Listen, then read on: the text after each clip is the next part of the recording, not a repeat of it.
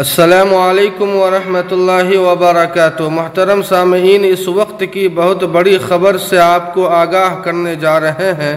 سامعین، جیسا کہ آپ حضرات کو معلوم ہے کہ حرمین شریفین یعنی مکہ اور مدینہ میں سعودی حکومت کی طرف سے لیڈی پولیس اہلکار کو متعین کیا گیا ہے۔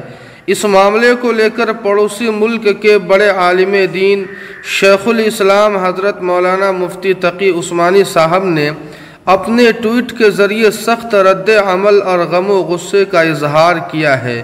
سامعین، شیخ الاسلام مفتی تقی عثمانی صاحب لکھتے ہیں، حرمین شریفین اور حجاج کی بے مثال خدمت کی وجہ سے ہم ہمیشہ سعودی حکومت کے مداح رہے ہیں، لیکن اب جو افسوسناک خبریں سوشل میڈیا پر اور کچھ براہ راست آ رہی ہے وہ اسلامی اور خود ملک عبدالعزیز کی روایات کے خلاف ہے۔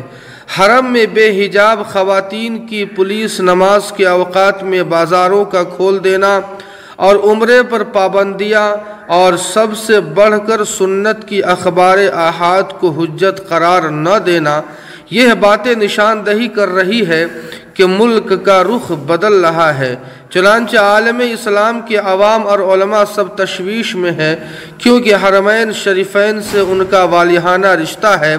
سعودی حکومت اپنے اس طرز عمل پر نظر ثانی کر کے اصلاح کرے۔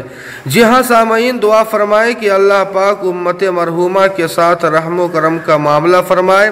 اس خبر کے تعلق سے آپ کی کیا رائے ہے کمنٹ کر کے ہمیں ضرور بتائیں۔ ویڈیو کو لائک اور شیئر کر دیں اور قاسمی جی کے کو سبسکرائب کرنا نہ بھولیں۔